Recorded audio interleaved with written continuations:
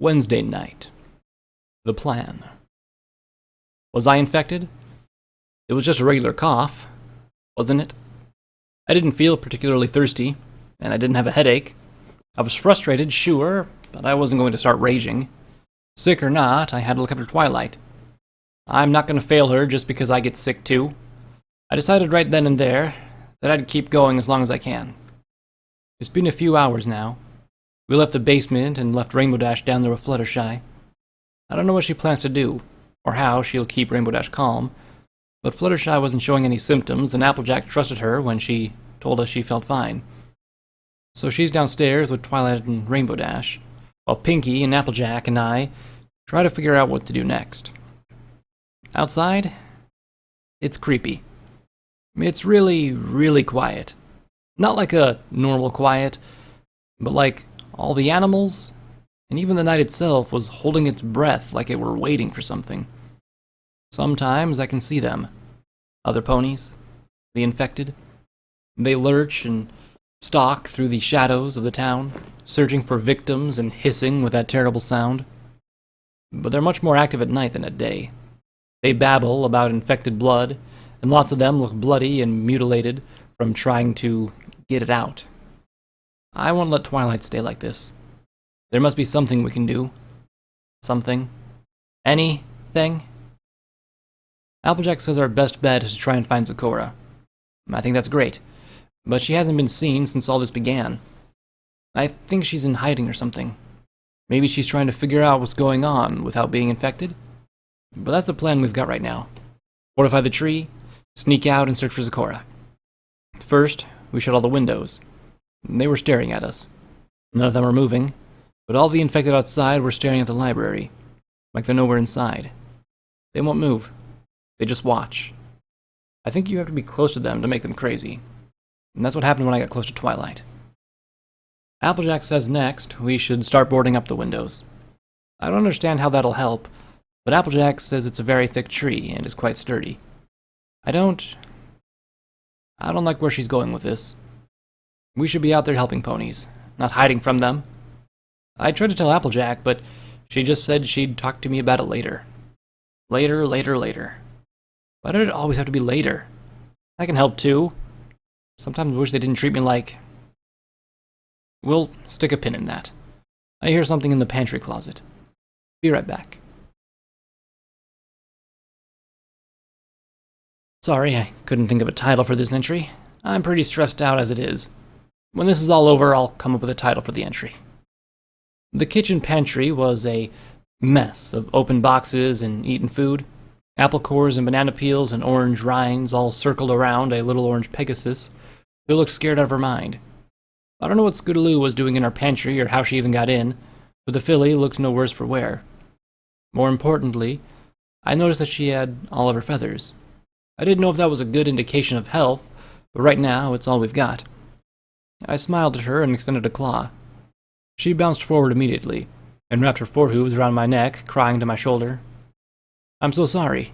I was trying to find Rainbow Dash and every pony started acting weird, and I was so hungry, and every pony started chasing me and all they wanted was my blood. I don't know what to do. Scootaloo had sobbed, squeezing me tighter and tighter as she cried harder and harder.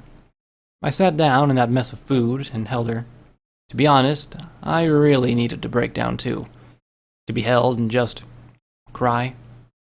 Normally, secretly, that's Twilight's job, but... We're safe here, is all I said to her after a few minutes. She seemed to accept this, if not tentatively, and finally let me go.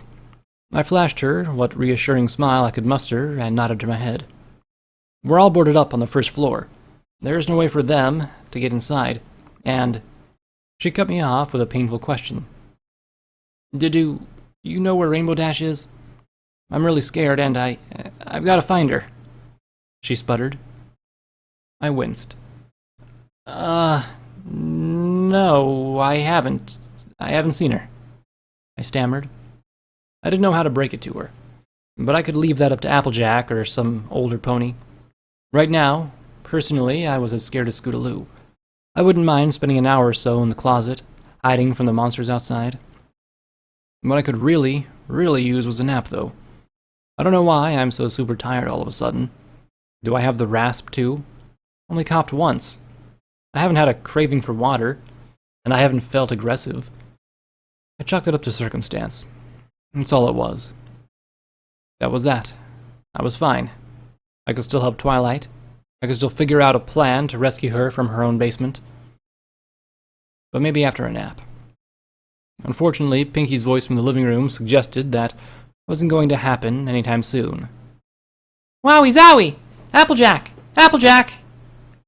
Scootaloo and I glanced at each other, and I made a beeline for the living room. But Scootaloo didn't follow. She lingered at the door to the pantry, watching me, wide, terrified eyes. Slowly, she pulled the pantry door closed and disappeared inside. I couldn't blame her. I even locked the door behind her, just in case Rainbow Dash did get out. I raced into the living room and braced myself for whatever bad news we had to deal with next. Pinky was standing on her hind legs, bracing herself up against one of the boarded-up windows. I leapt up next to her and peeked out as well. At first, I couldn't tell what was going on. There was a blur of motion and cries of pain coming from some sort of scuffle right outside the library. I shifted my position, leaping to the back of the couch, so I could peek underneath one of the boards. There, a much better view. I'd never actually seen Hoofjitsu before. I'd heard of Earth ponies practicing it, but never did I ever actually expect to see it in action. Yet, here it was, right in front of me, brutal and unmistakable. Octavia moved with an almost astounding, awe-inspiring grace and speed, like some sort of deadly ballerina. She leapt and twisted and spun with beautiful and poetic movements. Every beautiful spin turned into a perfectly executed kick that caught one of the affected in the face. She was holding them back, and there was a large group of them. Familiar faces of ponies I knew, caked in blood and horror. I didn't want to hurt any of them.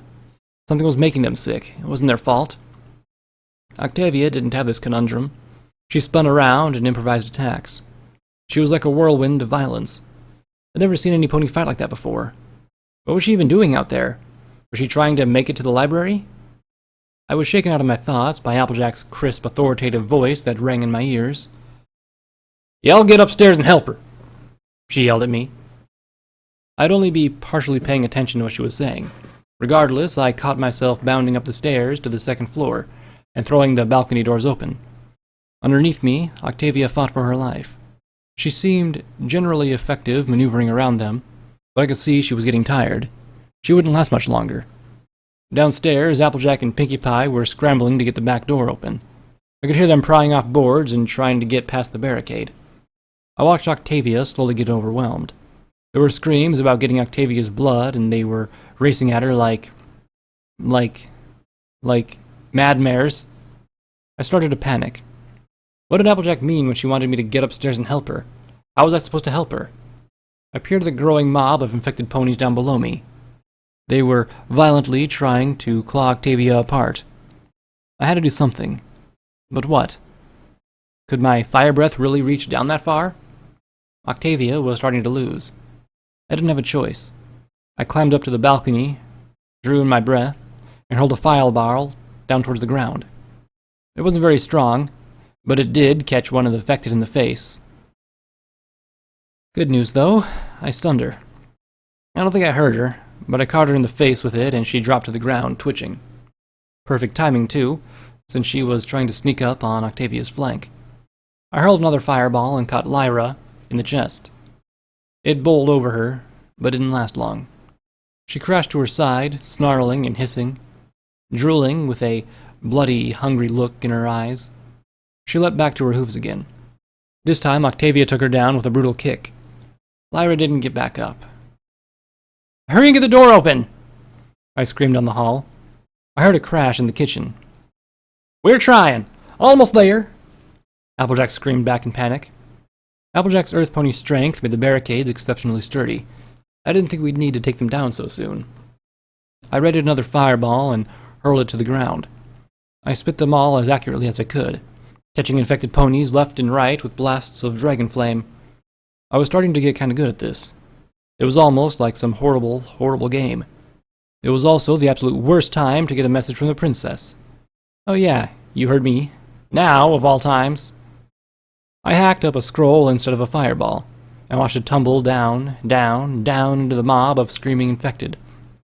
I stared in absolute horror at the rolled-up parchment being trampled underneath. No! That spell could, and probably did, have something extremely important on it. It was lost to the angry horde below, but I could still catch glimpses of it. Before I could figure out a plan to retrieve it, I heard Applejack below me. "It's open! Go now! Now, now, now!" Applejack screamed from inside. I didn't have time to worry about the message the princess had sent. I waved my claws wildly and tossed another fireball down, smacking Flitter in the shoulder. There was just enough room for Octavia to make her way around the side of the library. "Run back to the back door!" I cried out, trying to cover her as best I could with a rain of fire. I lost sight of her as she rounded the tree.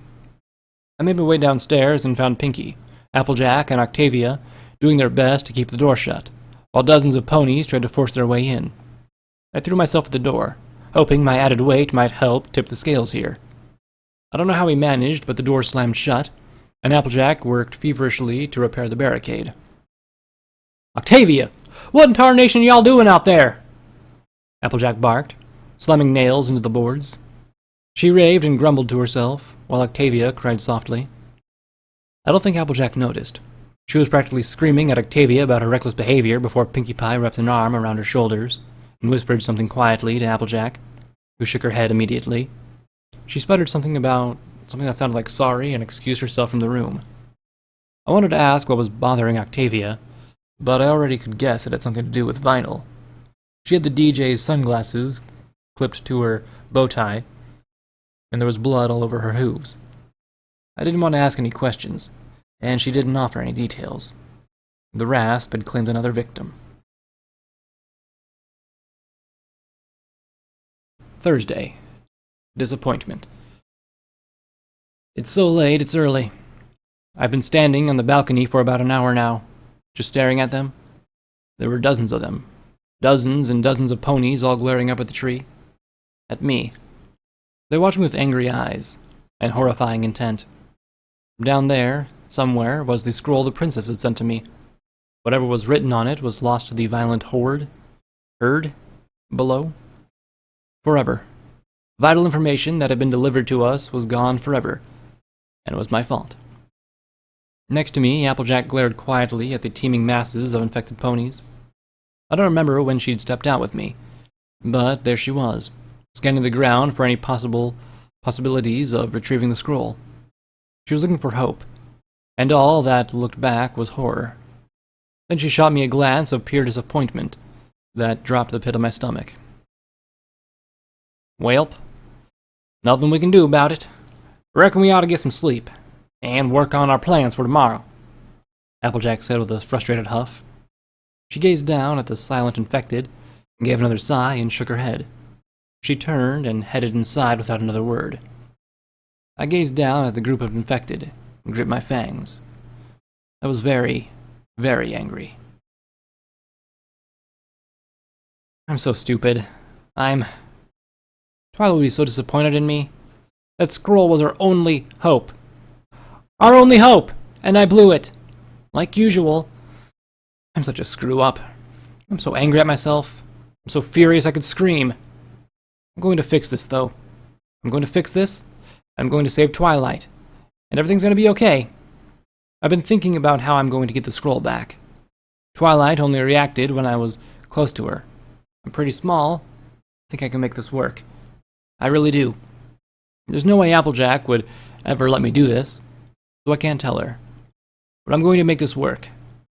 I'm going to fix this.